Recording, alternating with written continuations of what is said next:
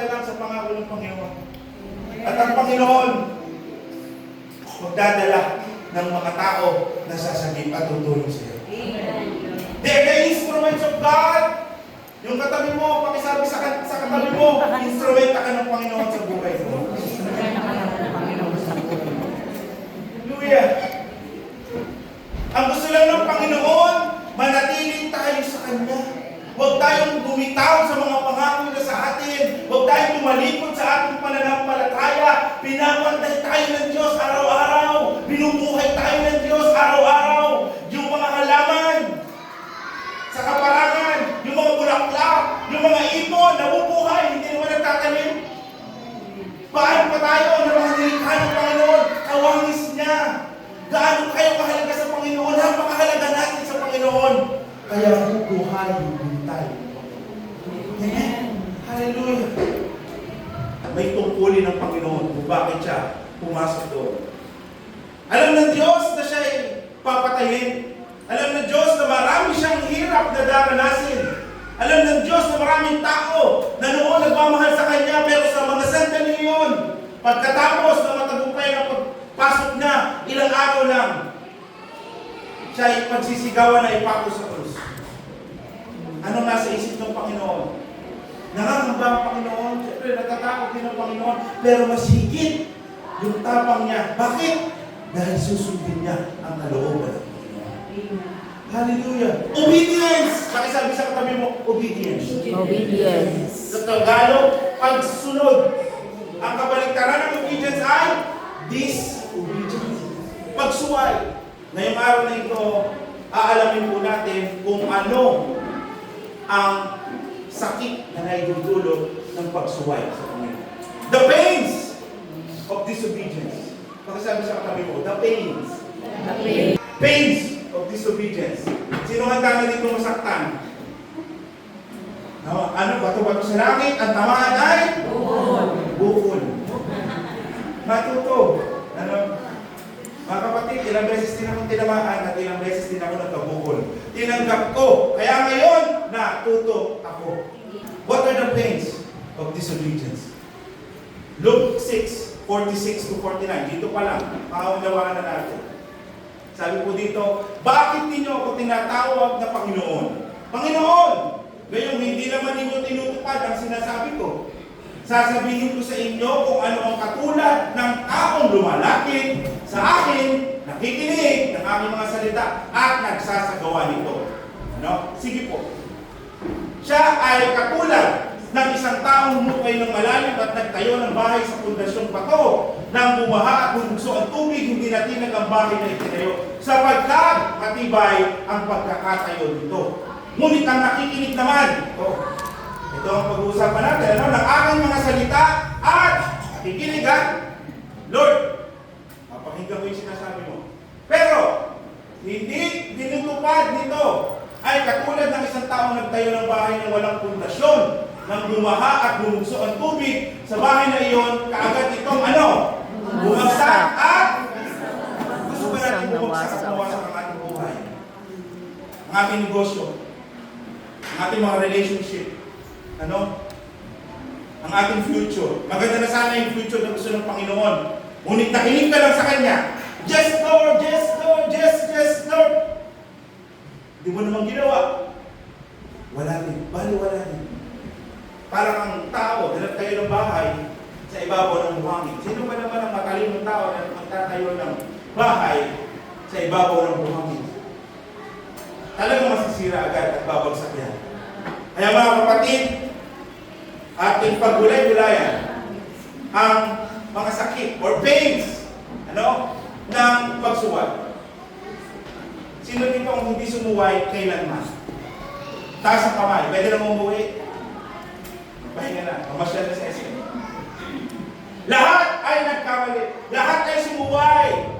At alam ko yung iba dito, naranasan na itong mga ito. Ano? The pains of disobedience. Number 1. Pakibasa nga po. Persistent suffering. Persistent. Pag sinabi persistent, lagi-lagi o minsan lang? Malagi. Pag nag-disobey tayo ng nag-disobey, syempre, persistent din ang suffering. Romans 2:8-9. Basahin po natin ito. Gusto kong namnamin natin. Romans 2:8 to 9. Ready? Begin. Ngunit matinding galit at puot ang sasapitin ng mga tao makasarili at ayaw sa katotohanan kundi sumusunod sa anong naranasan? Paghihirap at kapigatian ang daranasin ng bawat gumawa ng masama, unang mga Hudyo at gayon din ang mga Hindi. Tayo po yan. Napakaliwanag mga kapatid. Ano sabi dito? Makasarili at ayaw sumunod sa katotohanan. Alam mo na ang tama yung pinapagawa ng Diyos, hindi mo pa rin ginagawa. Alam mo ba ang tama ang magmahal ng anak at magmahal ng kasawa, pero hindi mo pa rin ginagawa. Alam mo na tama dumalo sa mga fellowship, manalangin, magbasa araw-araw, pero hindi mo pa rin ginagawa. Anong mangyayari sa iyo? Magagalitan ka at mapupuotan ka. Hallelujah. Persistent sufferings. Gusto mo ba natin maghirap? Gusto mo ba natin magkaroon ng pagkatian sa ating puso dahil sa ating pagsuway? Amen. May kapalit ang lahat ng pagsuway. Kaya kung gagawa tayo ng mabuti, anong mangyayari sa buhay natin? Mapapabuti. Pag tayo gumagawa ng masama, puro pagsuway, puro disobedient, ang buhay natin ay mapapasama. Anger-prone heart. Pag pala lagi kang pasaway, hindi sumusunod, mapupuno ng galit ang iyong puso. Amen? Kaya sabi ng kanta, katulad mo na may, tulad mo na may puso, diba? Bakit tumigas? Puno ng galit, puno ng poot. Ayaw sumunod sa sinasabi ng Panginoon. Galit ako sa iyo. Kamusta ang puso mo? Pag sabi sa katabi mo, kamusta ang puso mo? Darog na yan!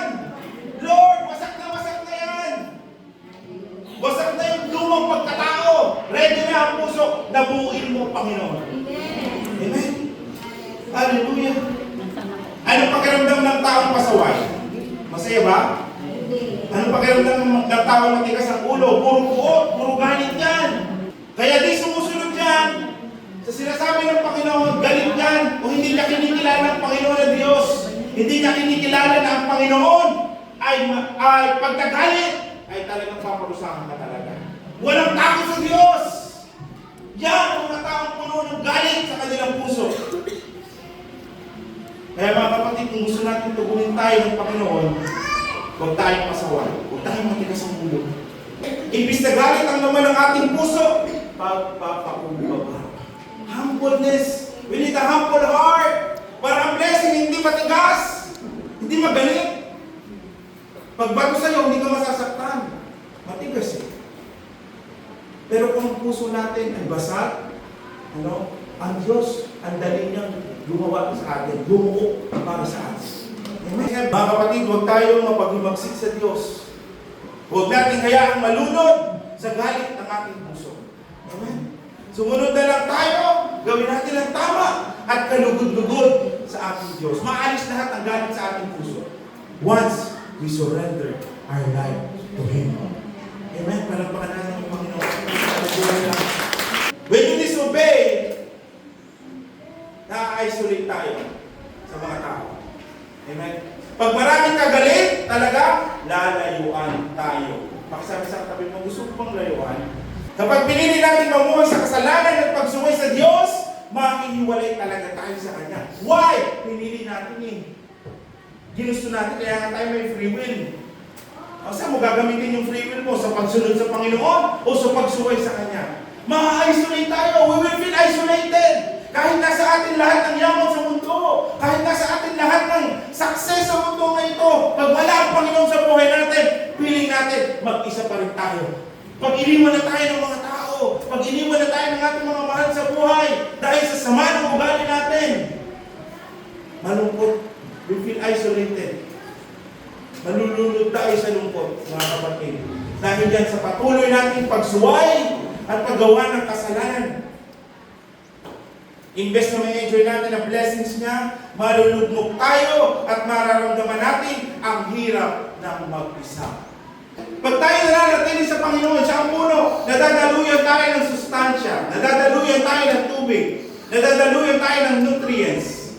Kaya ano nangyayari? Nabubuhay tayo ng masagana. Nagkakaroon tayo ng bunga. Amen? Kapag ang kinapitan nating puno ay mabuti, tapat, dakila, ang magiging bunga natin ay mabuti rin. Amen? Hallelujah. Mabuting bunga ng pagsunod, na bagong buhay, pinagpalang buhay, at buhay na naglilingkod sa Panginoon. Yan ang bunga. Kaya tayong lahat bilang mga mananampalataya, asamin natin, naisin natin na magbunga din tayo. Amen? We have the Holy Spirit. We are the temple of the Holy Spirit. Pag may ginagawa tayong kasalanan, automatic yan. Dapat may nararamdaman tayo niya. Amen? Dahil alam natin yung ginawa natin. Hindi ka lugod-lugod sa Panginoon. Kasi ako'y kaawaan mo, mahal kong Diyos. Sang-ayon sa inyong kagandahan loob. Mga kasalanan ko'y iyong pawiin. Ayon din sa iyong pag-ibig sa akin. Linisin mo sana ang aking karumihan at patawarin mo ang aking kasalanan. Mga pagkakasala ko'y tinikilala. Dito, laging shame and guilt. Naaalala mo pa rin. That is the pain of disobedience. Dahil sa sobrang tindi ng ginawa mo, hanggang ngayon naaalala mo pa rin. Pero praise God, alam mo na you are forgiven at ikaw ay ligtas na. Nung nakilala mo at tinanggap ang Panginoon bilang ang sarili mong tagapagligtas, nabura na ang lahat ng kahapon, nabura na ang lumang pagkatao, bago ka na ngayon. Hallelujah, hallelujah. Kaya matuto na tayo. Kung minsan tayo nadapa, minsan tayo nakagawa ng matinding kasalanan, Lord!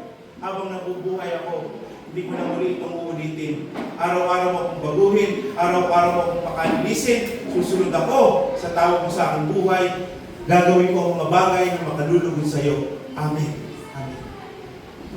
Ganun po ang naisin natin sa Panginoon. Mawala itong shame and guilt at manindigan tayo na hindi na tayo gagawa ng mga bagay na magdaragdag lamang ng kahihiyan sa ating buhay.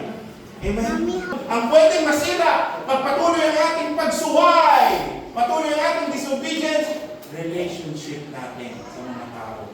Relationship natin sa kapatid, kapamilya, magulang, anak, katrabaho, sa lahat ng ating nakakasalamuha. Santiago 4, 1-2. Ito po, kung bakit nagkakaroon ng straight relationship kapag tayo ay sumusuway. Basahin nga po natin, sabay-sabay. Saan galing ang inyong mga alitan at pag-aaway? Hindi ba nagmumula iyan sa mga pagnanasang naglalaban-laban sa inyong kalooban? Mayroon kayong ninanasa, ngunit hindi ninyo makamtan, kaya pumapatay kayo, mapasa inyo lamang iyon. May mga bagay na gusto ninyo, ngunit hindi ninyo maangkin. Kaya kayo'y nagkakagaling-galing at naglalaban-laban. Hindi ninyo nakakamtan ang inyong ninanais dahil hindi kayo humihingi sa Diyos. Straight relationship. Mga kapatid, ang common denominator na pains ng disobedience, nagmumula yan sa pagiging selfish. Para sabi sa katawan, huwag na tayo selfish. Huwag na tayo selfish. Ayan, diyan nagsisimula ang disobedience. Sa tigas ng ulo natin, nagkakasira tayo. Sinabi nagkakasira, nagkakaaway, hindi nagkakaintindihan. Tingnan natin sa sarili natin. Tayo lagi ang tama. Tingnan natin sa sarili natin, tayo lagi ang tama. Sino yung ganito minsan? O dati, hindi pa nakakilala sa Panginoon. Ako lang ang dapat masusunod. Kung ano sabihin ko, nilagang puso na hindi makasarili. Amen? Maglingkod tayo lagi. At hindi lang nung gusto natin, lagi tayong pinaglilingkuran. Ang isang tunay na lingkod ng Diyos, mahilig maglingkod sa kanyang mga lupa, sa kanyang mga kapwa nito. Handang magpatawad at gumabay, walang pangguhusga at kayabangan. Bawal ang judgmental. Huwag tayong judgmental, huwag tayong palahusga sa isang tao. Baka tayo pa ang maging dahilan sa kanyang pagtalikod. Ibig naman malapit siya sa Panginoon, lumayo na, naglisod na sa iyo. Amen? Straight relationship. Sa nagtayo ng bahay, sa buhang ina, natin mga kaibigan, mga mananampalataya, mga tao na dati hindi nakakakilala sa Panginoon ngayon, nakakilala sa Panginoon dahil sa buhay natin ay naging patotoo. Amen? Sino dito umaattend dati solo lang? Pero ngayon, may mga kasama na, buong pamilya na kasama na. Amen? Hallelujah! Hallelujah! Bakit? Napangalagaan niyo yung relationship ninyo. Walang strained relationship dahil kayo patuloy na sumusunod sa pinagagawa ng Panginoon sa ating buhay.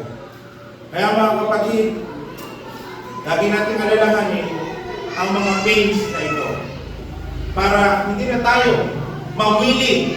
Kung sinabi mawili, gustong-gusto lagi, para hindi na tayo mawili sa pagsuway at sa paggawa ng kasalanan. Ano nga ba yung letter P? Review tayo, persistent sufferings. Ayaw natin yan. Letter A, anger-prone heart.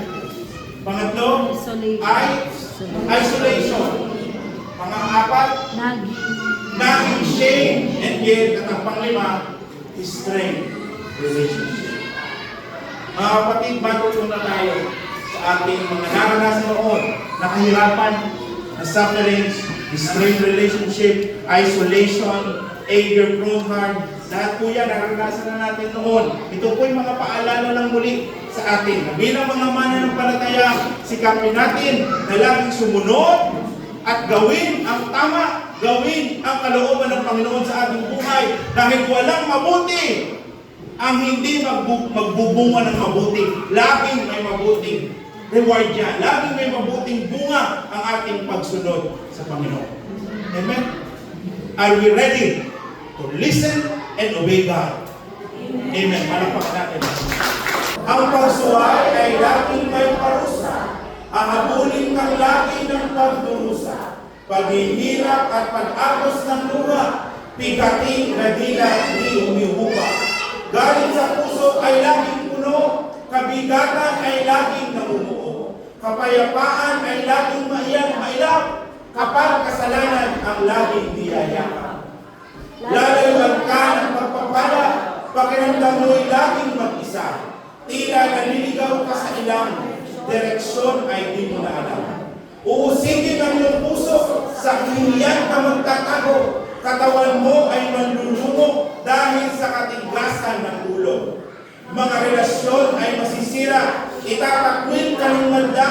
Mga kaibigan at pamilya, tila di ka na nakikilala. Ngunit, maiiwasan mo ang lahat ng ito kung pagsuway ay iwawaksi ng totoo. Kapatawaran ng Diyos ay laging nakalaan sa mga tunay na nagsisisi at may kapakumbabaan. Palakpakan po natin ang Panginoon.